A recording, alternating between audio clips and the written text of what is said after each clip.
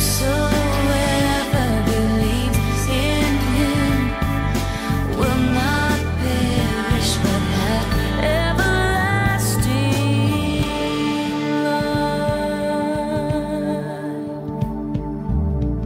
Well, it's Easter Friday in George Street in Edinburgh, and we've been out in the street here for 2 hours offering bread and wine to passers-by, and we even had a chocolate Easter egg, which some folk found quite amusing.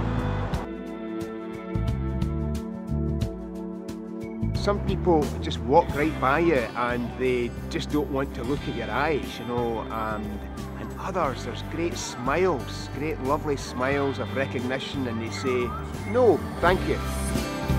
But I know the simple truth that love is here for you, so take him at his word and see what he can. So love the world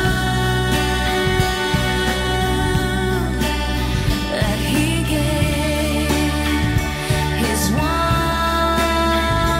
and only Son, that whosoever believes in him will not perish but have everlasting life.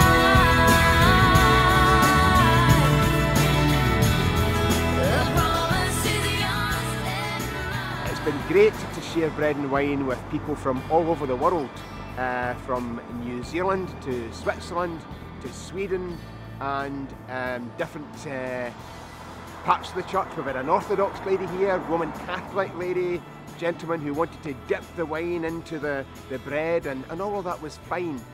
And then I took the bread and wine and walked around with it and met folk as they came towards me in the street, and some folk wanted to walk straight by and didn't want to look at all, and others gave a lovely smile and said no thank you, and others were thrilled just to have that chance to have a bit of bread and wine here out in the street on Good Friday, Easter Friday. Russell, what we've experienced today, do you think we could almost roll this out across the country next year? Let people see what, I mean, what would happen if in every town and village and city there was ministers of the gospel out in the street offering the bread and wine? Well, it's just good to meet people, isn't it? I mean, we want to share something, and we've had some great conversations, have we not? Well, quite amazing. And you know, even just asking folk, and folk have been pleased to say, yes, I'll be going to church on Sunday. so are people asking? The other thing I was amazed is the number of maybe younger people who said they'd take the bread and wine, and then they'd say, what time's your service at?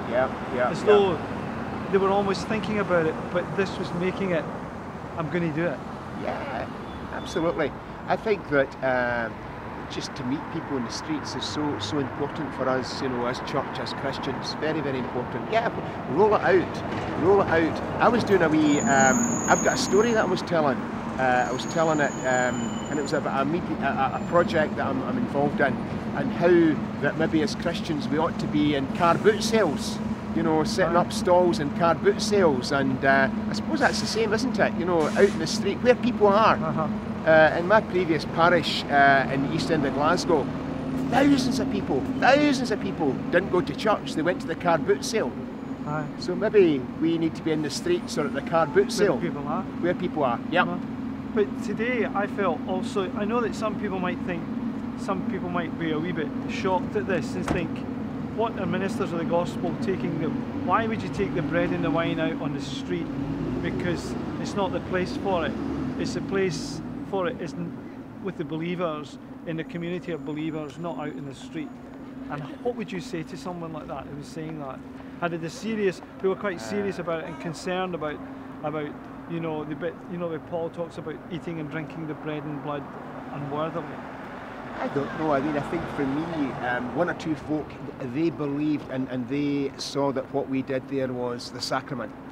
And I think others felt it was maybe even within the Christian tradition, thought maybe it's a wee bit more of agape, you know. And then others still, it was just something that was loosely connected. And so I think for each person, to my mind, there's different meaning. And I think it's to offer people an engagement that is, for them, got some meaning. I think, I agree with that. I think for what has made me more aware of this and why I've done this a few times is that it's something, it says to me in Good Friday, it's about taking Jesus out onto the street. Calvary was in the middle of, you might say, a busy street. Yeah. And it was a noisy street. Well, we're hearing all the noise. This space outside the church in George Street, the members here are actually going to be using it more and more, maybe even 52 weeks of the year. And we're thinking, what could happen here in this space outside the church? And it's used very occasionally. But I had a pavement artist did a wonderful big pavement painting. It was a Japanese Jesus and the disciples round the table, and I had hundreds of conversations with people. That was last year, and we're looking certainly next festival time that the 4 weeks of the festival there'll be stuff out here in the street, in the square, for all the visitors to Edinburgh and all the Edinburghers as well to engage with, and it's just a way of sharing our faith.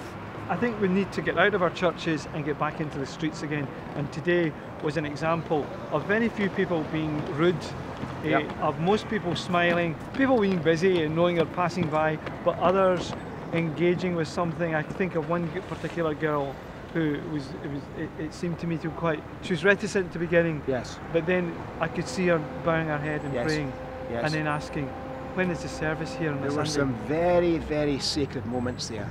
Very intimate moments there, and that's just in the sharing of the bread and wine. There's something very important in that, and what different people take from it, I think, to my mind, is for them. And if it's enriching, fantastic. If it's something of depth, even better. Yeah. Well, I'd like to say thank you for coming today. Thank you for coming. It was you that came. But also for you allowing this idea to happen outside the church, and also for the KIP session here to be open for all that too. Yeah. Good man. Yeah. Right.